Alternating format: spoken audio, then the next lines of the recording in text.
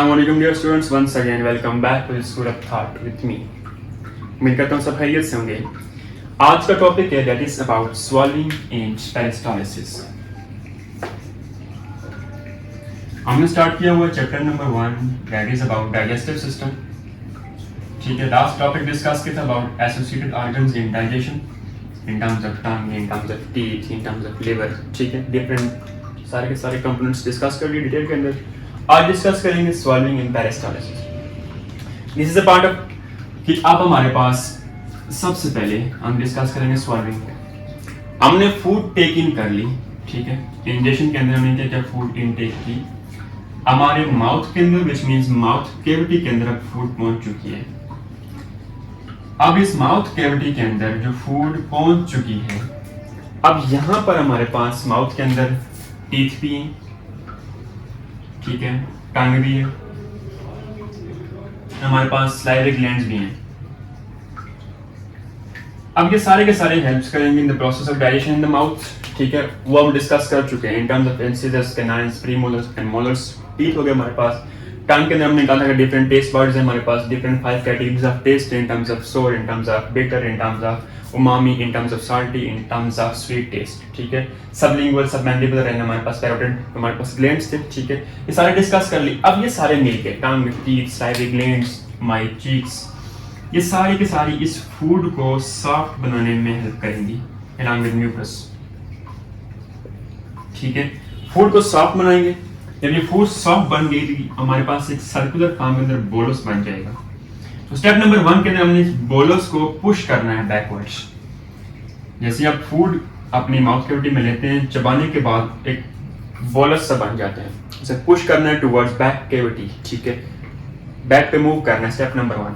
अब जैसे आप इसको बैक पे मूव करेंगे तो हमारे जैसे ही हमारे पास ये माउथ कैविटी को क्रॉस करके मूव करेगा टुवर्ड फेरिंक्स, ठीक है। अब वहां पे थोड़ा सा इसको डिफिकल्टी का सामना करना पड़ेगा। द रीजन इज दैट वहां पर हमारे पास एयर पैसेज भी मूव कर रहा है in terms of nasal cavity, वहीं पे ओपन हो रही है, और हमारे पास ये वाला जो फूड पाइपलाइन है इन टर्म्स ऑफ हमारे पास जो गट है, ठीक है, गैस्ट्रोइंटेस्टाइनल ट्रैक्ट, उसकी ओपनिंग भी है।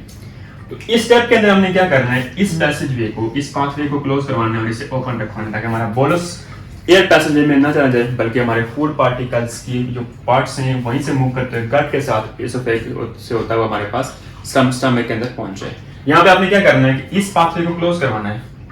अब यहाँ पर हमारे पास कवरिंग लगी होती है in terms of epiglottis and then glottis, ठीक है, तो उसको यूटिलाइज करेंगे आप उस कार्टिलेज पे हमारे पास जो लिड लगा हुआ है, ठीक है, ताकि वो उसको कवर करे, उस टाइम पे एयर पैसेज को ब्लॉक कर दे और हमारे पास जो बोलस है ये मूव करता हुआ by using food pipeline oesophagus से होता हुआ स्टमक के अंदर पहुंचे। इस तरह क्या होगा हमारे पास कि ये स्वॉल्विंग का प्रोसेस होगा जो कि पुश मैकेनिज्म के जरिए बोलस बनने के बाद आपके माउथ से, आपके माउथ कैविटी से मूव करते हुए एसोफेगस से देन स्टमक के अंदर पहुंच जाएगा। This is called as swallowing mechanism. अब ये स्वॉल्विंग स्टार्टिंग में हमारे पास एक वॉलंटरी हमारे पास एक्शन होता है, ठीक है, ये हमारी कंट्रोल में है, अपनी मर्जी से हमने फूड लिया, चबाया, देन उसको पुश किया।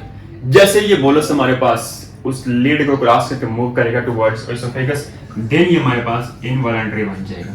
अब आपकी मर्जी नहीं रही, अब ये सिस्टम की मर्जी है कि आप इसको वो लेके जाए या पुश बैक कर दे in terms of anti peristalsis. तो उससे पहले डिस्कस करेंगे पेरिस्टालिसिस को। पेरिस्टालिसिस मीन अब जो आपका बोलस मूव करते हुए गया है, अब उसको by contraction and relaxation mechanism, contraction and relaxation के मैकेनिज्म के जरिए अब आपने उसको मूव कराना है from oesophagus towards the stomach ताकि डाइजेशन के काबिल हो सके। अब देखें, like this is the pathway from where food is moving, ठीक है। सपोज यहाँ पर फूड आ चुका है, तो उस फूड को आगे मूव कराने के लिए ये वाला एरिया कॉन्ट्रैक्ट करेगा ताकि प्रेशर ज्यादा हो सके, तो वो फूड आगे पुश होगी, तो अगला हिस्सा ये वाला जो होगा ये रिलैक्स हो जाएगा। जैसे ही फूड मूव करते हुए यहाँ पे पहुंचेगी तो इस एरिया ने अगेन कॉन्ट्रैक्ट कर जाना है और इसने फिर से रिलैक्स कर जाना है। इस तरह contraction, pushing and then relaxation, अगर फूड आगे आहिस्ता आहिस्ता मूव करती रहे, this is called as peristalsis. किस तरह फूड हमारी आगे मूव करते हुए जाती है एसोफेगस तक और वहां से स्टमक तक जाती है और वहां पे जाके प्रोसेस ऑफ डाइजेशन होता है। अगर ये फूड कभी कभार आपको वो नोजिया की फीलिंग आ रही होती है, वोमिटिंग टाइप फील आ रही होती है, वोमिटिंग हो नहीं होती है, that is called as anti peristalsis.